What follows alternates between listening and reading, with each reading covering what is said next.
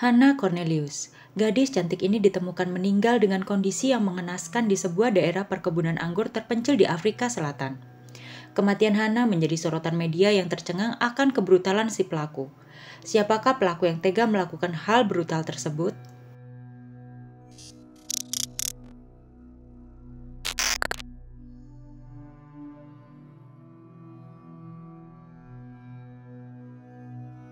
Hannah Cornelius, gadis cantik ini lahir di Cape Town, Afrika Selatan pada 13 Februari 1996.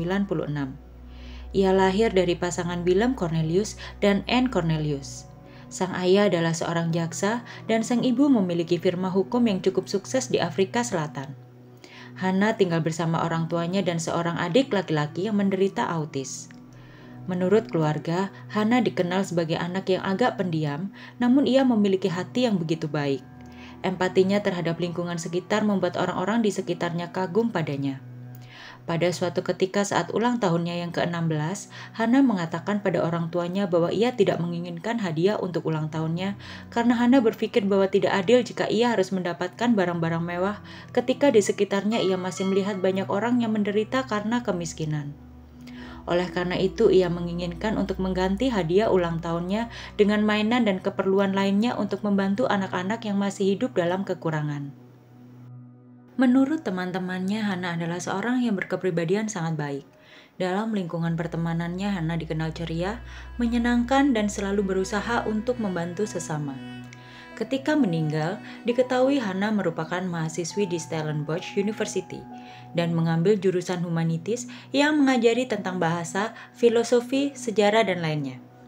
Dalam waktu luangnya selain bermain piano, Hannah juga kerap mengikuti kegiatan sosial seperti advokasi untuk kesejahteraan hewan. Hannah terlihat seperti gambaran sempurna seseorang yang akan memiliki masa depan yang cerah dan membantu dunia menjadi lebih baik. Namun sangat disayangkan, kejadian naas itu terjadi. Pada tanggal 27 Mei tahun 2017, sekitar pukul 3 dini hari, Hannah mengantarkan teman laki-lakinya yang bernama Cheselyn Marsh pulang ke rumahnya. Ketika sampai di sekitar rumah Cheselyn, Hannah dan Cheselyn berbincang di dalam mobil ketika tiba-tiba 4 orang laki-laki mendekati mobil Hannah dan berusaha untuk membajak mobil Hannah. Para pembajak itu membawa pisau dan obeng sebagai persenjataan mereka. Para pembajak lantas meminta Hannah dan Cheselyn keluar dari mobil. Salah seorang pembajak itu menodongkan pisau kepada Hannah dan mengambil barang-barang milik Hannah. Setelah itu ia pergi. Sedangkan 3 orang pembajak lainnya memutuskan untuk menculik Hannah dan Cheselyn. 2 orang pembajak lantas beranjak ke kursi belakang dan duduk bersebelahan dengan Cheselyn, lalu 1 orang lainnya duduk di kursi kemudi dan Hannah duduk di kursi samping pengemudi. Sekitar pukul 4.30 pagi, dalam rekaman kamera CCTV sebuah pom bensin, terlihat mobil Hannah.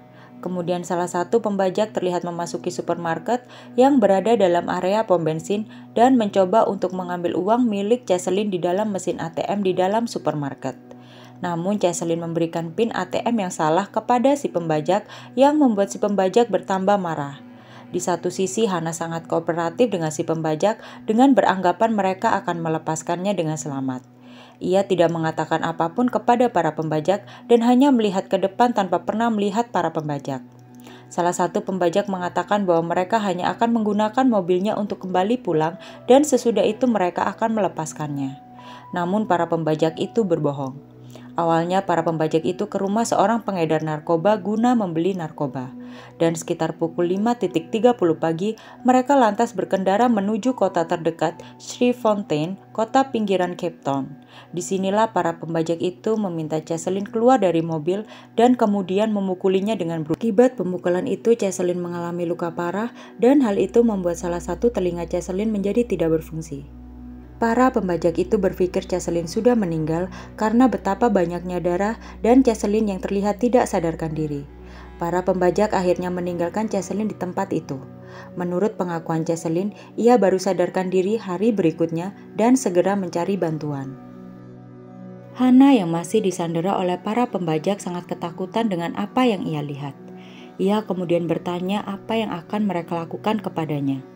Lalu sekitar pukul 6 pagi, para 3 pembajak itu membawa Hannah ke suatu tempat terpencil di sebuah daerah pertanian dan musnah selama 1,5 jam. Menurut pengakuan dari para pembajak itu, Hana memohon pada mereka agar ia tidak dibunuh. Setelah melakukan aksi biadabnya, sekitar pukul 7.30 pagi, mereka membawa Hana sekitar 12 mil jauhnya ke suatu tempat yang terpencil di area perkebunan anggur.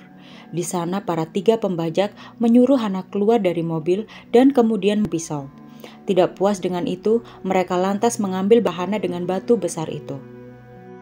Setelah membunuh Hana, para pembajak itu meninggalkan tempat kejadian dan segera mencari korban lainnya. Mereka melihat seorang wanita yang berjalan sendirian untuk berangkat bekerja. Mereka lantas mulai mengejar wanita itu. Para pembajak itu lantas mengambil handphone dan uang milik wanita itu. Setelah itu mereka lantas berkendara dengan mobil Hana dan dengan korban wanita lain di dalam mobil itu. Untuk membuat wanita itu tidak segera ke polisi, para pembajak itu meninggalkan wanita itu di dekat tempat jenazah Hana. Di satu sisi, Kathleen yang sudah sadar menceritakan semua yang telah terjadi kepada polisi. Sekitar 11 jam setelah apa yang terjadi dengan Hana, para pembajak itu akhirnya ditemukan oleh polisi. Setelah diidentifikasi, para pembajak itu adalah Vernon Whitboy, 33 tahun, Geraldo Parsons, 27 tahun, Nashville Julius, 29 tahun, dan Iben van Nierberg, 28 tahun. Mereka dihukum atas pembunuhan, pencurian. Dengan tertangkapnya para pelaku, jenazah Hana akhirnya ditemukan dengan kondisi yang sangat mengenaskan akibat perbuatan para manusia biadab ini. Apa yang dilakukan para pembajak itu sangat di luar nalar sebagai manusia. Mereka bahkan lebih rendah daripada hewan karena perbuatan biadab mereka. Bahkan dalam persidangan, mereka sama sekali tidak menunjukkan rasa penyesalan dan empati kepada keluarga Hana yang sangat terpukul dengan hal yang mereka lakukan kepada Hana. Sesekali mereka masih bisa tersenyum dan bercanda dengan satu sama lain. Mereka bahkan masih bisa mengolok dan mengumpat di pengadilan ketika hukuman dijatuhkan. Nashville Julius dijatuhi hukuman 22 tahun karena pencurian, sedangkan 3 manusia lainnya itu dihukum 2 kali hukuman seumur hidup. Hukuman yang sangat tidak setimpal dengan apa yang telah mereka lakukan. Keluarga Hana yang masih berduka mencoba tegar dengan apa yang terjadi. Sang ayah yang merupakan jaksa berusaha profesional ketika melihat para pelaku pembunuh putrinya itu. Namun sang ibu, Anne Cornelius, harus meninggal sebelum bisa menghadiri sidang putusan para penjahat yang telah membunuh putrinya itu. Sepeninggal Hana, teman-teman kampus Hana melakukan aksi protes kepada kepolisian untuk lebih meningkatkan keamanan di lingkungan itu. Beberapa bulan setelah Hana meninggal, orang tua Hana mendirikan yayasan yang diberi nama Hana Cornelius Foundation, yang bertujuan untuk membantu orang-orang yang tidak mampu. Sebelum meninggal, Ibunda Hana bahkan meninggalkan firma hukumnya untuk mendedikasikan hidupnya kepada yayasan ini. Menurut pengakuan sang ibu, ia ingin meneruskan keinginan putrinya yang selalu mencoba untuk membantu orang-orang miskin. Sepeninggal putrinya, kesehatan Anne perlahan mulai menurun. Pada tahun 2018, Anne tenggelam ketika ia sedang berenang di laut. Anne mempunyai kebiasaan berenang tiap pagi di laut. Jenazah Anne ditemukan di pantai terdekat. Anne meninggal setelah 11 bulan kematian Hana. Sampai di sini dulu cerita kita kali ini. Sampai jumpa di cerita selanjutnya. Stay tune.